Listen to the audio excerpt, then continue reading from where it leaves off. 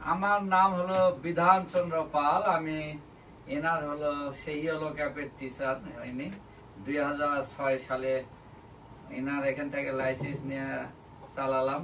চালাতে তারপরে আমি এমটিএতে চাকরিতে ঢুকলাম 12-তে। তারপরে দীর্ঘদিন যাবৎ এই অনেকেই এই রিয়েল এস্টেট ব্যবসা যারা দেখে অনেকে কাজ ধরে দেয় যে ভাই আমি বাড়ি বিক্রি করি, খুব চিপ রেটে বাড়ি কিনে দেবো। তখন কয়েকজনে বলছি ভাই এই লাইসেন্সটা পায় কিভাবে? তখন উনি বলে যে তুমি এটা পারবে না, এটা অনেক ঝামেলা আছে। এই 10 বছর আগে থেকে এনার মতো এরকম মানে শিখে না, তখন আশা হারিয়ে ফেলে দেখি কই থেকে কি পায়। হতে হতে মাঝে মাঝে যারাই বাড়ি বিক্রি করার জন্য আসে আমি বলি যে ভাই সার্টিফিকেটটা পাই কিভাবে, কিন্তু বলে না। এই 2 বছর আগে আমার আগ্রহ জাগলো যে শিখলেও তো হয়, এতদিন তো শিখি নাই। পরে এনাকে কল দিলাম, এনে বললো যে তুমি আসা ক্লাসে বসো তারপরে হবে। তে আসলাম, বসে আইনার পেমেন্টটা 2 কিস্তিতে আমি দিয়ে দিলাম। দেওয়ার পরে আমি তো চাকরির ফাঁকে পড়া ভালো লাগে না, ওই ঝিমানি লাগে, বাসায় গেলে ঘুম, এখানেই যা পারি তাই। পরে মনে হয় হয়ে যাবে। হতে হতে গতবার আগস্টে ভর্তি হয়েছিলাম। আমার সাথে এগুলো দৈনিক নতুন দেখি, কিন্তু আমি খালি থাকে যাই। পরে আমি আশা একটু কমে দিলাম যে আমি তো পরীক্ষায় দিতে পারতেছি না। হতে হতে মাঝখানে একটা পরীক্ষার ডেট নিলাম হলো জানুয়ারির দিকে। নেওয়ার পরে পরীক্ষার আগের দিনে রানিং নস শুরু হয়ে গেল, মানে নাক আমি থামাতে পারতেছি না। পরে ওই যে 24 ঘন্টায় জল কমে যায় নাক দিয়ে, ওটা খাইলাম। খাইয়া মাস্ক একটা লাগিয়া ওই কি ফ্লাশিং এর ওখানে গেলাম।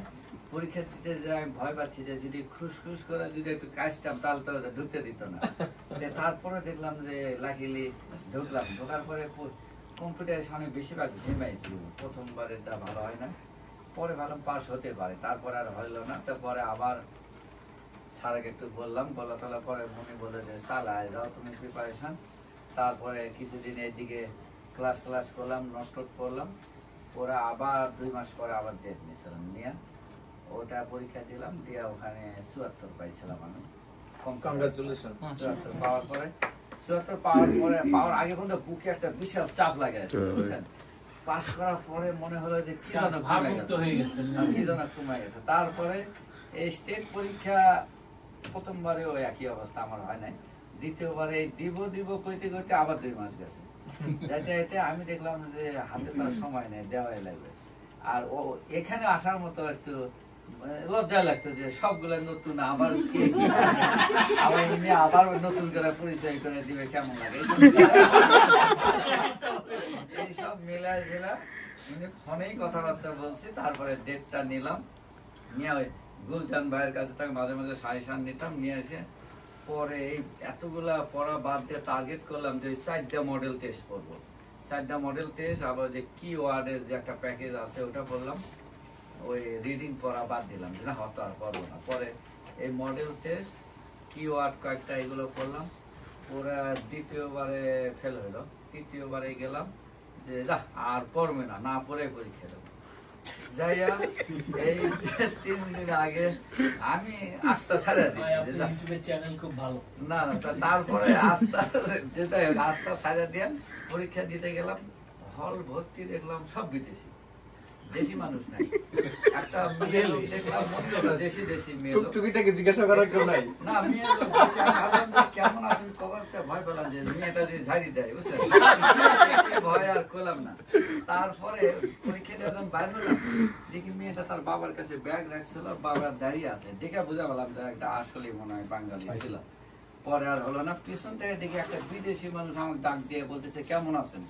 আমি বললাম কে, পুরা সাদা লোকটা। পরে বলে ভাই আমার নাম অপু, বাড়ি আমার সিলেট। এই বললো যে মৌলভী বাজার। আমি বললাম যে এত সুন্দর ঢবঢবা চেয়ার। পরে উনিও 4-5 বার ফেল করছেন। উনি হলো ইন্ডিয়ানের কাছে পড়ছে, উনি আবার খুব প্রশংসা করলো। আমি ইন্ডিয়ানের কাছে পড়ছি, অনেক নোট টোট আছে, লাগলে আমার থেকে নিয়ে। আমি ঠিক আছে নিব, আমি তো ফেল করার লোক। ওনার দাও আস্থা ছিলাম, ইমেইলও দিলাম, সে দেখি ইমেইলও ব্যাক করে না। আমি ভাবলাম যে তাহলে মানে নোট পাটি আর দিবে না, আমি ভাবলাম যে এই দিকে যা পড়ছে অর্ধ আবার নিব। এরকম হতে হতে পরে কাল রাত 1টার সময় দেখি টেক্সট মেসেজ করছে ওই অপু ভাই, কই যে রেজাল্টের খবর কি, রেজাল্ট বের হয়েছে। তখন আমি ওই ফোনে বাথরুমে বের হয়েছি 1:30 দিয়ে, লগ ইন করে দেখি যে আমার ওখানে পাস লেখা আছে। এই হলো পাশের অবস্থা। এখন পরবর্তীতে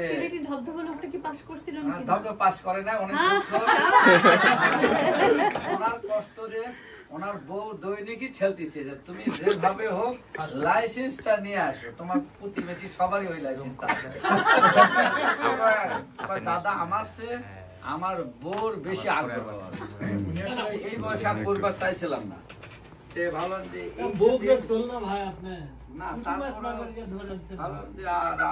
ভালো লাগে না, খালি ঝিমানি লাগে, যে কাজে যায় নোট নিয়ে যায়, এইসব মিলাই দিলে ভাবছিলাম যে এইটা পাস করলে আর পরীক্ষা কোথাও দেবো না। এই হলো আমার অভিজ্ঞতা। তবে যেটাই হোক এই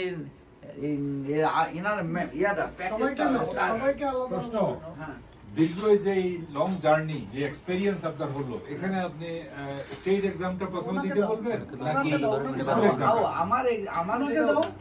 আমার যে অভিজ্ঞতা যেটা, এই স্টেজটা দেওয়া ভালো, কারণ আনলিমিটেড যতবারই দিবেন অভিজ্ঞতা হবে। আরেকটা প্রশ্ন মাথায় ঢুকবে, কিন্তু ওটা যদি একবার দেন তাহলে আর একবার মাত্র চান্স থাকবে।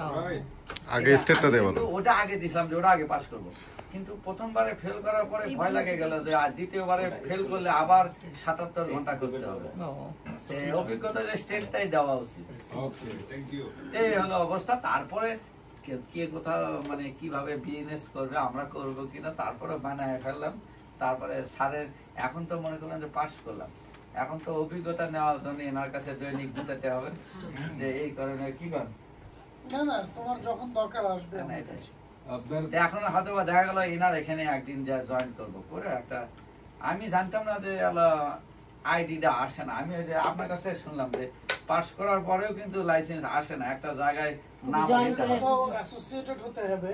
এই আমি ভাবতেছি লাইসেন্স আসে, তারপরে পরে ইনি বলছেন না বাসায় আসবে না। এই তাহলে এখন এনার এখানে জয়েন করবো না, এখন বাড়ি বিক্রি করি বা না করি ওই কার্ডটা মানি ব্যাগে থবো, কিন্তু শুনলাম যে বছরে 2000 টাকা খরচ হবে, বুঝছেন? এই রেনু করা লাগবে, কাজ করতে হবে, তার মানে কাজটা করা একটা বাড়ি বিক্রি প্রফেশনাল নাইলে নিজেও কিনা বাড়ি ফ্লিপ করলে ওটা ওই নিজে কিনা ভাঙাচোরা কিনা জোড়া দিয়ে বিক্রি, এটাই সমস্যা না। আমরা আছি সাথে ইনার আইডিয়াটা ভালো যে আমরা 10-15 জন মিলে যদি একটা অ্যামাউন্ট দিয়ে একটা গ্রুপ বানায় ফ্লিপিং বিজনেস করতে হবে, একটা ইনভেস্টমেন্ট করলে ওটা এই হলো।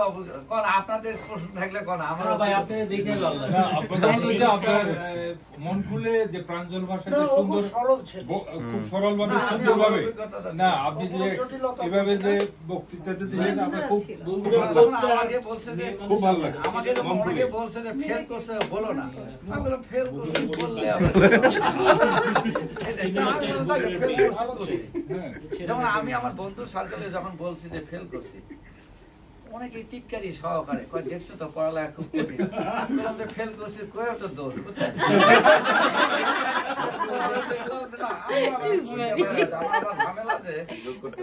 মধ্যে থাকি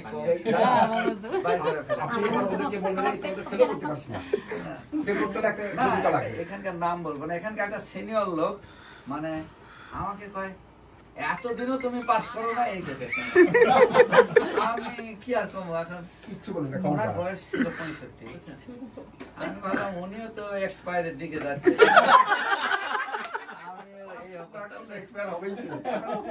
মানে পরীক্ষা দেওয়া কয় না, কয় তুমি এই অবস্থা। পরীক্ষা মানে এতদিনে পাস করেন মানে তাচ্ছিল্য ভাবে কথা না, সে কি পাস করছে? উনি আগে পাস করে না, আপনাকে তাচ্ছিল্য করে কথা না, ওটাই ওটাই ওই জন্য খারাপ লাগলো মাসে যে ভর্তি হলাম, না গেলেও তো কাজ হতো, এখন ভর্তি হয়ে এখন পাস করাই লাগবে। যারা আপনাকে বলে এখনো পাস করতে পারে ফেল করতে পারে, ফেল করতে ক্রাইটেরিয়া লাগে না। তবে এখন আমার এই যে কালকে রাতে যখন রেজাল্টটা শুনলাম মনে হচ্ছে আমার ওজন 200 কেজি কমে গেছে। আমি তো দাদার একটা প্লাস পয়েন্ট হচ্ছে দাদা সবসময় ফেসবুকে থাকে, প্রচুর সামাজিক অনুষ্ঠানে সোশ্যাল অনুষ্ঠানে যায় এবং ফেসবুকে ফলোয়ার কতজন হবে দাদা? 1.5K। এগুলা প্লাস পয়েন্ট যেগুলো আমাদের সবাইকে মার্কেটিং এ যেতে হবে after pass, right? So marketing social মিডিয়াতে এবং যত বেশি অনুষ্ঠানে যাবে। দাদা কিন্তু প্রতিদিনই একটা প্রোগ্রামে যাবেই, এত এনার্জেটিক মানে বোঝা যায় না বের থেকে। দাদা কিন্তু এই শেরেবাংলা কৃষি বিশ্ববিদ্যালয় থেকে গ্রাজুয়েশন করছে, মাস্টার্স করছে, এমনিতে অনেকভাবে স্কিল আছে, বেশি বুঝতে দেয় না আর কি। তাকে দেখে বোঝা যায় যে অনেক স্ট্রং, বাসায় যে অনেকে বিকালে ঘুমাইতে চায়, তার অনেক বাড়ি ঘর আছে, সে বাড়ি কিনেছে, he is a very sound এবং সে ভালো করে। আমার তো ভিডিওগ্রাফি তালি দেওয়া দরকার, উনি অনেক কংগ্রেচুলেশন। অভিজ্ঞতা একটু শুনি। না তুমি তো আপনি কখন সিদ্ধান্ত নিলেন যে একটু ছাত্রদের রিয়েল এস্টেটের লাইনে নিয়ে আসা উচিত? যেমন ইয়েলো কাপে তো 4-5 হাজার নাম জানো যে একসময় আমি হক ইয়েলো ট্যাক্সি স্কুল ছিল না, 6,500 স্টুডেন্ট পড়েছে। তারপরে আমি 2006 থেকে 2014 পর্যন্ত ওই স্কুলটা চালিয়েছি জ্যাকসনাইটে। তারপরে আমি ওই প্রফেশনটা ছেড়ে রিয়েল এস্টেটে চলে আসি। আর এই স্কুলটা করেছি 3 বছর। এই 3 বছরে আমার অন্তত 200 স্টুডেন্ট বেরিয়েছে। তো মোস্ট অফ দ্য কেসেস আমি দেখেছি আমার স্টুডেন্টরা একবারই পাস করে, কিন্তু এখন সমস্যা হয় কি অনেকে পড়াশোনা করতে করতে যারা একটু বিলম্ব করে, আমি তো আমি আর দাদা আপনাদের সমস্যা হবে না। উনি একদিন ক্লাসে আইলো, আইসা বললো যে একটা নোট গুলা দরকার। উনি এনার কাছে চাইতেও লজ্জা বোধ করলো, শেষে আমার থেকে সবগুলোই ফটোকপি করলো। সারা বাসার কাছে এখানে 1 মাস পরে উনি বলতেছে আমি সবগুলা পাস। তখন আমার তো আরো ধরপড়ি বেড়ে উনি এখন মাঝে মাঝে আপনার কাছ থেকে জিনিস নিয়ে উনি পাস হয়ে গেল। আমার তো আরো মনে কি করলাম আমি তো। উনি বললো যে মাঝে মাঝে ব্রেক নেবেন, জবে ব্রেক। আমি জবে আর ব্রেক নেই নাই। উনি ব্রেক না নিয়ে পরীক্ষা দিতে পারছে এবং পাস করছে। কিন্তু ওই যে স্যার দাদা কিন্তু প্রচুর ক্লাস করছে এখানে, আমি দূরত্ব থাকার কারণে ক্লাস ব্রেক করছি এবং মিস করছি। ধারাবাহিকভাবে প্রত্যেক ক্লাস করে নিলে মানে মাথায় থাকবে। বাসায় পড়াশোনা করবেন, স্যারের ক্লাসগুলো। আমার যেগুলো মেইন যেগুলো পয়েন্ট দেখলাম, ওই যে রেড লাইনের উপর রেড লাইনিং, তারপরে ব্লক বাস্টার, তারপরে ওই যে মানে ঘুরায় ফিরায় নিল কি কি সব আছে যে ছোটখাটো, মানে এই কমন প্রশ্নগুলো এদিকে আসে অনেক আগে। টেস্টার আরে ম্যাথের উপরে এত গুরুত্ব না দিলে হয়। ম্যাথ আমার 2টা ছিল, লাস্টেরটা আমি 2 মিনিট আছে আমি ঠিক মানছি আন্দাজে যোগ বিয়োগ করি। পরে আবার এক্সামিনার বলতেছে আর 2 মিনিট আছে, তখন ভাবলাম আরেকবার রিডিং দিয়ে দেখি। ওই যে 8,850 মানে 400টার মধ্যে 6% আর বাকি 450, ওটা না করে আমি আন্দাজে মেরে দিয়েছিলাম। পরে যোগ বিয়োগ করে দেখি শেষে আমার আসলটা দিলাম, তাহলে একটা বেড়ে গেছে। 4টা উত্তর থাকে তো ক্যালকুলেটর যে आंसर আসে একটা আইডিয়া করা যায়, মেবি গেস করা যায় এটা आंसर দিতে পারে। এই অভিজ্ঞতা খারাপ না, তবে একটু মনোযোগ সহকারে, মানে মুখস্থ দরকার নাই, মনে করেন যে খালি একটু রিডিং দিবেন, মানেটা কি বুঝাচ্ছে তা পড়ারই তো সময় হচ্ছে না। এটা কি মানে সারের প্লাস রিডিং দিবেন যে এটা প্রশ্নটার মানে কি, তাহলে কি উত্তর। আমি যে বুঝি না কিছু সেখানে কি বলবো না বুঝলেও এই প্রশ্নগুলো যদি বোঝেন মোটামুটি ইয়ে মতো হবে না, তো সেই সিলেক্টের মানুষ চাকরি করে একটা করে যাবে না ক্লাস করতে করতে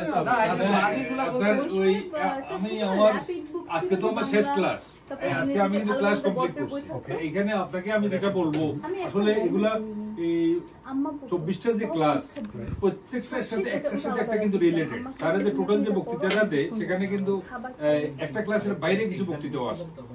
সেই জিনিসগুলো যখন ছোটখাটো আপনি নোট করবেন, পেন্সিলটা যখন দেয় স্যারে, ওই জিনিসগুলো যেটা আপনার যে শব্দটা মনে থাকতেছে না, এগুলো লিগ্যাল টার্ম। আমি লর স্টুডেন্ট, আমি জানি ম্যাক্সিমাম এগুলো সব লিগ্যাল টার্ম। এই শব্দগুলো আমাদের জেনারেল ইংরেজি না, এগুলো একটু মাথায় প্র্যাকটিস করা লাগবে। আর প্রশ্নটা বোঝার সময় একটু